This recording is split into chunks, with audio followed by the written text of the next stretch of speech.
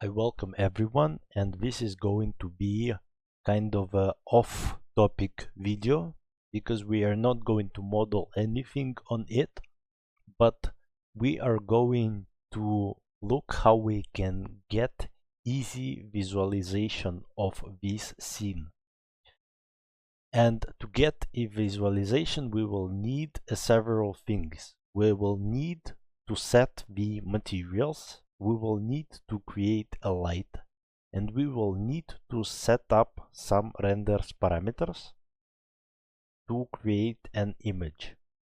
And if you is familiar with all of these themes, you can skip it, or of course you can watch.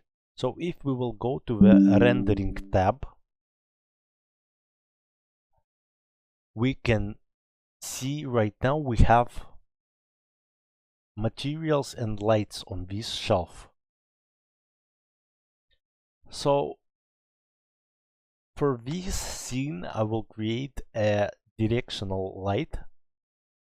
It's these three arrows, diagonal arrows, and you can see it in Outliner. So this is easy, pretty simple lighting, and it have only direction. So these source of the light do not have any physical scale. You can compare it with the sun because it's infinitely far away from us.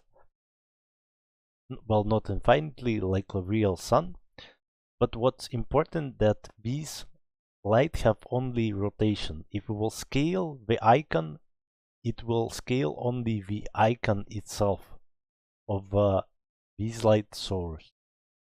And I will point it approximately to my scene, and this is it.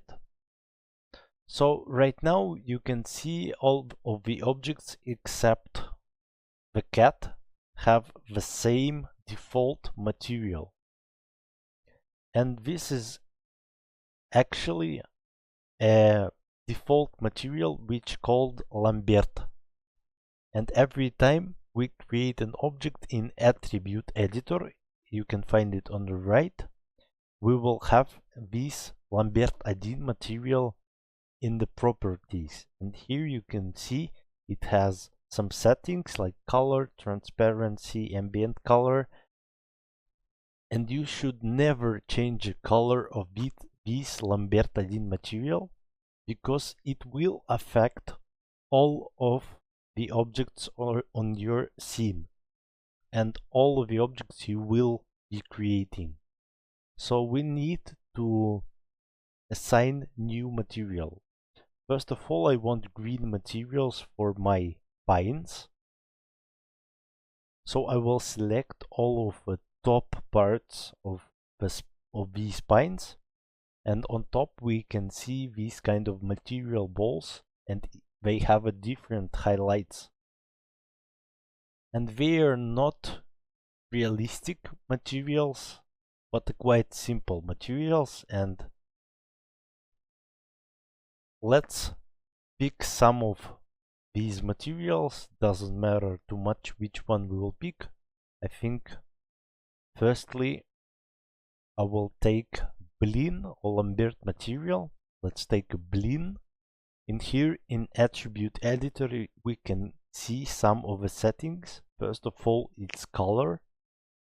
Here you can just adjust it on the color palette. And that's it for now. I will select also tree trunks, and let's add Lambert material. This is material without any kind of a highlight, and I will change the color to. Let's select every part of our snowman.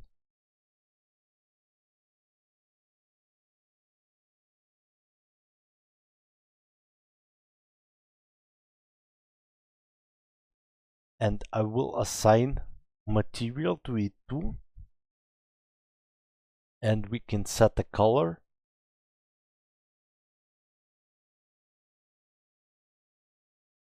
So as you can see, assigning materials is really easy, and this is not the kind of realistic materials which you will use to create a realistic renders.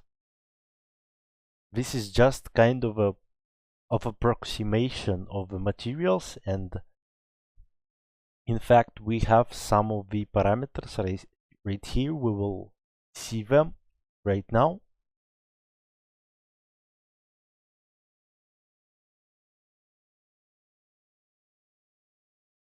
For example, we have a transparency if we will need it. Of course, it's not kind of a realistic transparency. We can also increase or decrease the ambient color, and it will kind of brighten our material. And incandescence, probably that's how our material will look if it will be heated a little bit, but nothing too crazy. Of course, you can use it if you like it. But again, this is not the kinds of material you will use to build a realistic scene. So here for the eyes and for the mouse, I will also add separate material, and it will be a black material.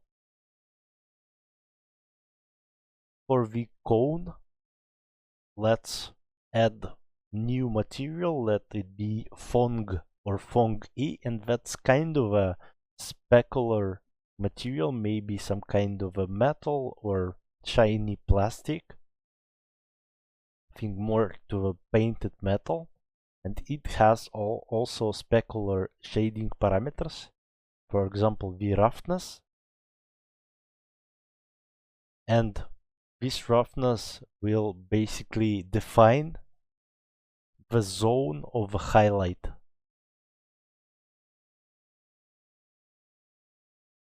Actually, all of these parameters will define the zone of highlights in some way. Also, we will be able to define the whiteness of our highlight or the color of our highlight. I highly advise you to just manually tweak all of these parameters just to make sure you touched all of them. That's, I think, kinda important for like a hands memory. I don't know how to say it.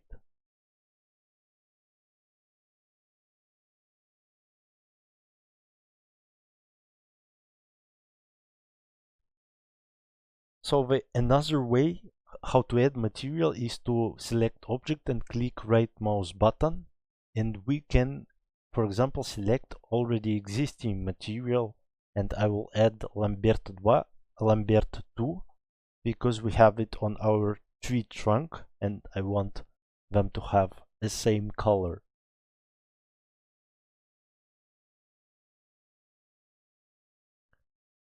So to our basement, I will add kind of a bluish color. It will be, I guess, snow.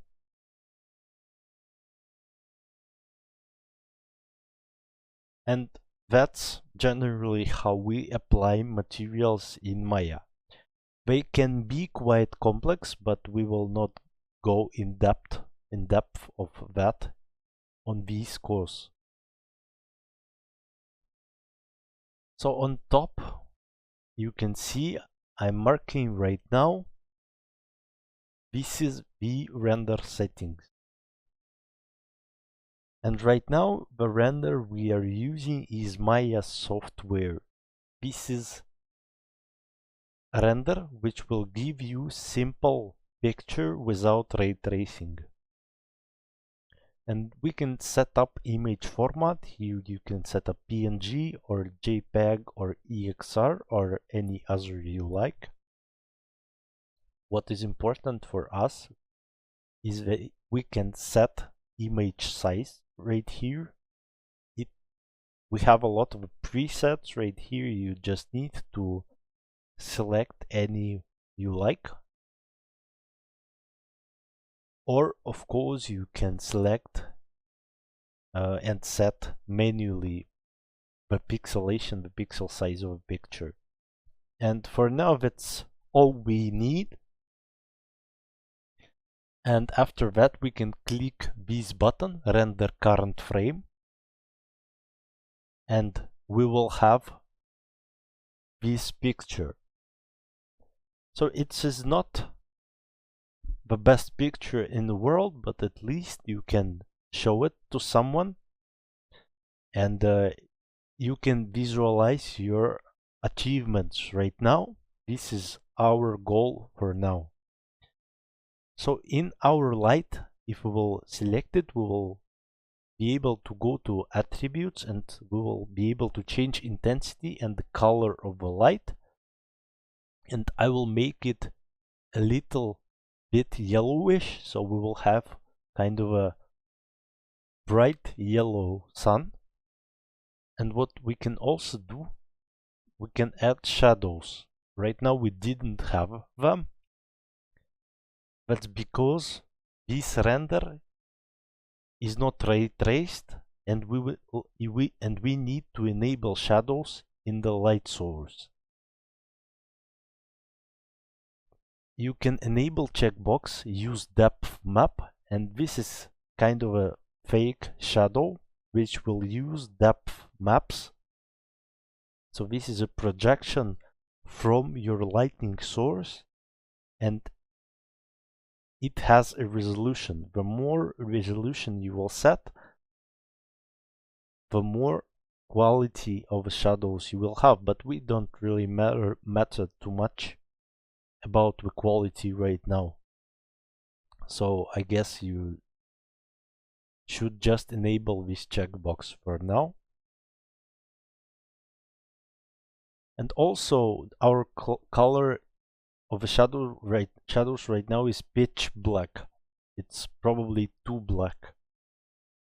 And we can manually change the shadow color and set it, for example, to dark gray, and I will enlarge the depth map resolution a little bit, so I will get a little less pixelated shadows.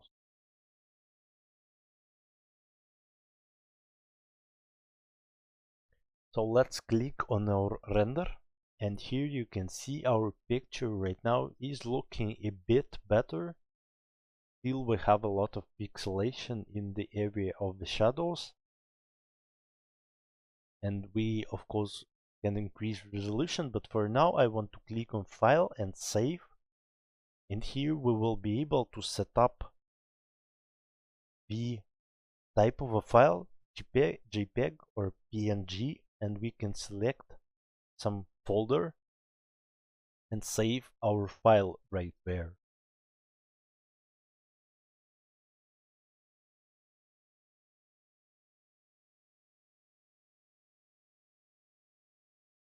And that's it for now.